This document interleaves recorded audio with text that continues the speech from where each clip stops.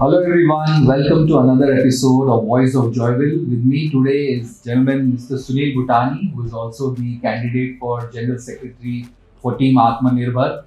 Today again we're going to have a conversation with him, know more about his vision, his ideas and how his experience is going to help the team and our society. Good evening Sunil ji, thank you for taking out time. नमस्कार आपको भी. Thank you sir. तो sir थोड़ा अपने बारे में बताइए, आपके बैकग्राउंड के बारे में, so that people understand and know you better from where you come from. जी.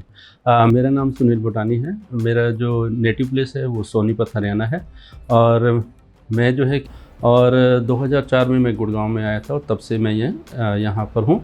और हाल ही में पिछले साल ही मैं आपके जॉयविले में आया हूँ और मुझे लगभग 1 साल हो गया है. और अगर मैं अपने प्रोफेशन की बात करूँ तो मैं कृषि मंत्रालय भारत सरकार में जो है अधिकारी के तौर पे काम कर रहा हूँ. उसमें जो मेरे मुख्य काम है उसमें है ऑफिशियल लैंग्वेज पॉलिसी इम्प्लीमेंट करना और जो आरटी एक्ट है उसको इम्प्लीमेंट करना एज ए CPIO यानी सेंट्रल पब्लिक इंफॉर्मेशन ऑफिसर के तौर पे. और जो मेरा मेन काम रहता है वो एग्जीक्यूशन का रहता है, जो कि भारत सरकार की जो नीतियाँ होती हैं, जो एक्ट होते हैं उसको इम्प्लीमेंट करना, इफ़ेक्टिवली इम्प्लीमेंट करना, ये मेरा मुख्य काम रहता है. थैंक यू सुनील जी, आपका जो इन्फॉर्मेशन आपने शेयर किया, आई एम श्योर ये बहुत हेल्पफुल रहेगा लोगों को जानने के लिए कि आपका बैकग्राउंड है, प्लस जो आपने बताया कि RTI ऑफिसर एंड ऑल, वो बहुत ज़रूरी है आज के टाइम में to get access to government things. अब मैं आपसे वो सवाल पूछूंगा जो ये पॉडकास्ट पे सबसे ज़्यादा बार पूछा गया है कि आप अकेले भी ये इलेक्शन लड़ सकते थे, आप कल्चरल इवेंट्स कर रहे हैं, आपकी खुद की टीम बना सकते थे. क्या आपको लगा ऐसा कि आपने टीम आत्मनिर्भर को चुना? आपको पीछे ले जाना चाहूँगा. लास्ट ईयर गणपति महोत्सव हो रहा था.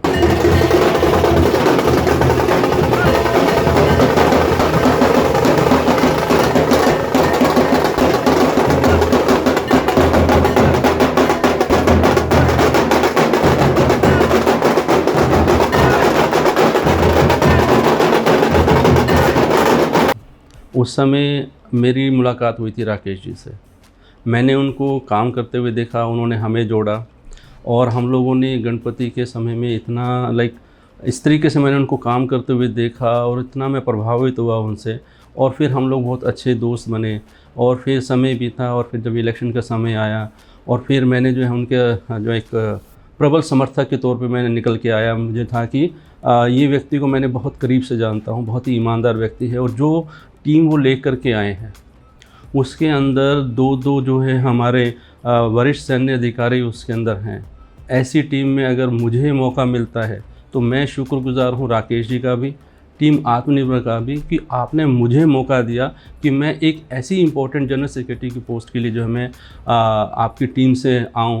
ये मेरे लिए सौभाग्य की बात है और मैं इसके लिए धन्यवाद देता हूँ राकेश जी का भी और सभी टीम मेंबर्स का भी कि उन्होंने मुझे मौका दिया कि मैं अपनी सेवाएं दे पाऊँ, जॉयविल के लिए जो कुछ और कर सकता हूँ अपनी तरफ से, अपने एक्सपीरियंस के बेसिस पे वो मैं कर पाऊँ. ये मेरा असर है. गणपति तो one of the best experiences है मेरे लाइफ का, तो अनफॉरगेटेबल है क्योंकि मैं उस वक्त, आपको भी पता है मेरे साथ क्या हुआ. बट हाँ, ये बात तो फैक्ट है कि टीम के मेंबर्स और सब इतने स्ट्रांग है, सब इतने अच्छे बैकग्राउंड से. तो इसमें आप ये थोड़ा स्पेसिफाई कर सकते हैं कि जो ये इम्पोर्टेंस है कि टीम को ही वोट करना है और ना कि किसी के इंडिविजुअल को देख के वोट करना है, इससे क्या मतलब, आप क्या मैसेज देना चाह रहे हैं? ये बहुत ज़रूरी है क्योंकि जब भी कोई गवर्निंग बॉडी होती है उसकी जो की पोस्ट होती है, चाहे प्रेसिडेंट हो, वाइस प्रेसिडेंट हो, जनरल सेक्रेटरी हो, जॉइंट सेक्रेटरी हो, ट्रेजरर हो, तो आप देखेंगे कि पांचों कैंडिडेट जो है फैंटेस्टिक हैं. उनके इतने एक्सपीरियंस, हर आदमी एक पोस्ट को जो है जिस पे वो खड़े हैं उसको पूरी तरीके से जस्टिफाई कर पा रहे हैं. और उसमें होता क्या है कि अगर पूरी टीम आएगी तो कोऑर्डिनेशन बेहतर रहेगा. क्योंकि अगर मैं कहूँ तो अब हम एक फैमिली की तरह काम करते हैं, हमारा कोऑर्डिनेशन बहुत ज़बरदस्त है. अगर हमारी पूरी टीम जीत के आती है तो हमारा कोऑर्डिनेशन अच्छा रहेगा, तो हम कोई भी निर्णय लेंगे तो बहुत स्पीड से ले पाएंगे, बहुत तेज़ी से उसको एग्जीक्यूट कर पाएंगे, है ना.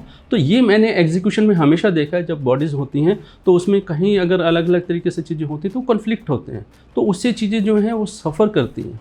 तो मेरा ये मानना है कि अगर पूरी टीम रहेगी तो काम तेज़ी से होंगे, बेहतर होंगे. ये मेरा मानना है सर. बहुत अपने सही बात कही कि टीम वर्क, क्योंकि अभी आप लोग 2 महीने से सब साथ में हो तो कुछ ना कुछ प्लान्स हैं आप लोग के और वो एग्जीक्यूट करने के लिए बहुत ज़रूरी है कि सब लोग एक ही पेज पे हो और एक ही सोच विचार से चल रहे हैं. अब ये रही बात पोजीशन की जो है जनरल सेक्रेटरी. आपको जी। पता है इसमें इतना सारा ड्यूटीज है, फंक्शंस है, रिस्पॉन्सिबिलिटीज है। देखा जाए तो सारे मेन जो पोजीशन को ध्यान में रखते हुए ये सबसे इम्पोर्टेंट पोजीशन है। तो कैसे आप इसमें अपना योगदान देंगे? आपने बहुत सही पूछा कि मैं भारत सरकार में काम करता हूँ। उसके अंदर क्या होता है कि जनरल सेक्रेटरी का जो काम होता है मेन होता है एग्जीक्यूशन का। कोई भी गवर्निंग बॉडी होती है वो डिसीजंस लेती है, उस डिसीजंस को एग्जीक्यूट करना जनरल सेक्रेटरी का काम होता है। ठीक है, तो जनरल सेक्रेटरी के काम में अगर कहें कि जो मीटिंग्स होती हैं, क्योंकि कोई भी जो बॉडी काम करती है तो उसकी बहुत सारी मीटिंग्स होती हैं, उसकी मीटिंग के एजेंडा तैयार करना, उसके मिनट्स तैयार करना अपने आप एक कला है। बहुत सारे एक एक शब्द का मतलब जो है वो कहीं भी इधर से उधर किया जा सकता है, तो उसकी एक परफेक्ट लैंग्वेज होना, उसके साथ साथ फिर उसका एग्जीक्यूशन होना। क्योंकि जो जनरल सेक्रेटरी होता है गवर्निंग बॉडी में एक मेंबर सेक्रेटरी के तौर पे होता है। ठीक है, तो मेंबर सेक्रेटरी ही हर चीज़ को प्रेजेंट करता है, एग्जीक्यूट करता है। जो भी अगर डिसीजन बॉडी ने लिए हैं वो उस किस तरीके से किए जाने चाहिए, उसकी सारी रिपोर्टिंग जो है वो करता है। तो ये बहुत इंपॉर्टेंट सीट है और मेरा एक्सपीरियंस बहुत रहा है इसके अंदर कि इस तरह की एडमिनिस्ट्रेटिव मीटिंग्स करना, उसके एजेंडा तैयार करना, उसके मिनट्स तैयार करना, उसकी एग्जीक्यूशन को लेकर के। तो इसका मुझे लगभग 25 साल का एक्सपीरियंस है। इसलिए मैं बहुत कॉन्फिडेंट हूँ कि मैं इस पोस्ट को पूरी तरीके से जो है मैं जस्टिफाई कर सकता हूँ कि हाँ, मैं इस पोस्ट के लिए बहुत सही व्यक्ति हूँ। मुझे ऐसा लगता है क्योंकि मैं आया भी इसलिए हूँ कि जो मेरा एक्सपीरियंस है इस तरह की चीज़ों का, मैं अपने घर जॉयविल के लिए जो है मैं कुछ कंट्रीब्यूट कर सकूँ। ये मेरा चुनाव में आने का एक उद्देश्य रहा है। जैसे आपने बताया कि ये मिनट्स का और एजेंडा का, तो इससे मैं ये तो जान समझ गया हूँ कि आपने आपका होमवर्क ज़रूर किया है कि इस पोजीशन के साथ जो भी रिस्पॉन्सिबिलिटीज़ हैं वो आपने बड़े अच्छे से पढ़ रख के बताया। और इसके साथ साथ आप जो ये कल्चरल इवेंट्स करते हैं, होस्ट भी करते हैं, आप ड्रामा क्लब में भी पार्ट थे, आप क्या क्या अलग अलग चीज़ें कर रहे हैं वो भी ज़रा आप शेयर कर देंगे तो। क्योंकि ये बहुत अच्छा आपने पूछा, क्योंकि जब मैं आया था तो मेरा लिए पहला एक्सपीरियंस था किसी भी सोसाइटी में रहने का। जब बहुत सारे इवेंट्स होते थे तो मेरा मन करता था कि मैं उसमें पार्टिसिपेट करूं। फिर पार्टिसिपेट करते करते लगा कि इसमें कहाँ मैं अपना कंट्रीब्यूशन दे सकता हूं, क्योंकि मैं अपने ऑफिस में हो, बाहर हो, एंकरिंग करना, कल्चर एक्टिविटीज़ में पार्टिसिपेट करना, अपने नए नए आइडियाज़ को लेकर के उसको एग्जीक्यूट करना, इन सब चीज़ों का मुझे बहुत एक्सपीरियंस रहा है। मैं मेंटर ग्रुप से भी काफ़ी लंबे समय, पॉडकास्टर ग्रुप से काफ़ी लंबे समय से जुड़ा रहा हूँ। और अभी मैं जो है चाय पे चर्चा करके एक बहुत प्रबुद्ध लोगों का एक समूह है, रमाकांत जी जो है इसको हेड कर रहे हैं, देख रहे हैं, संयोजन कर रहे हैं उसका। तो उसमें भी मेरा अपना जो है एक इंटरेस्ट है। तो ये पूरा एक, मैं चाहता हूँ कि जो सोसाइटी है, हम कहते हैं ना वाइब्रेंट सोसाइटी, तो वाइब्रेंट सोसाइटी के अंदर कल्चर एक्टिविटीज़ का बहुत इंपॉर्टेंट रोल रहता है। तो मैं चाहता हूँ कि भाई जो इस तरह की एक्टिविटीज़ लगातार हों जिसमें हमारे जो जॉयविल परिवार के जो बच्चे हैं वो ज़्यादा से ज़्यादा उसके अंदर पार्टिसिपेट करें, उसमें उनका जो स्किल है वो और ज़्यादा डेवलप हो, उनके अंदर जो मंच पे आने का जो हिचक है वो दूर हो। तो हम उनको एक मंच देना चाहते हैं, उस पे मैंने लगातार काम किया है, अपनी तरफ से कंट्रीब्यूशन दिया है। और मैं भविष्य में भी ये देखता हूँ कि जब हम पावर में आए और हम कल्चर कमेटी बनाने की बात करते हैं जिसके अंदर कि जॉयविल परिवार के सभी बच्चे उसमें पार्टिसिपेट करें, और जो भी हमारे प्रतिभाएं हैं, कलाकार हैं, चाहे वो बच्चे हों चाहे बड़े हों, तो वो सब मिलकर के जो है हमारी सोसाइटी को और वाइब्रेंट बनाने में सहयोग करें। तो ये मेरा कुछ विज़न है इस चीज़ को लेकर के। तो मैं जो बात कर रहा था, तो हम लोगों का एक और माइंड है कि हम कैलेंडर ऑफ इवेंट्स बनाएं, यानी पूरे साल में हम कब कब कौन कौन से कार्यक्रम करने वाले हैं उसके बारे में सबको 1 साल पहले से, 6 महीने पहले से पता हो, ताकि वो अपना जो भी हमारे रेजिडेंट्स हैं वो अपना शेड्यूल उस हिसाब से बना पाएँ और कभी भी कोई प्रोग्राम किसी भी इंडिविजुअल प्रोग्राम से क्लैश ना हो।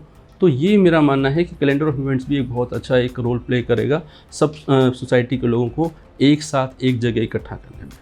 बैंक्वेट ही से जॉयविल परिवार के सभी सदस्यों से एक अपील करना चाहता हूँ, अनुरोध करना चाहता हूँ, रिक्वेस्ट करना चाहता हूँ कि आप सभी जो है टीम आत्मनिर्भर को विजयी बनाइए।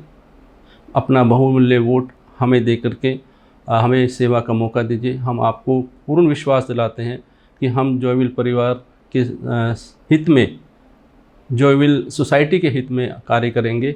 ये मैं आपको पूर्ण तरीके से विश्वास दिला सकता हूँ। और आप सभी से पुनः अनुरोध करता हूँ कि 12 जुलाई 2026 को 10 बजे से 4 बजे के बीच में चुनाव प्रक्रिया रहेगी। उसमें जो है आप अपना बहुमूल्य वोट ज़रूर दें और हमें विजयी बना करके अपना आशीर्वाद दें। बहुत बहुत धन्यवाद।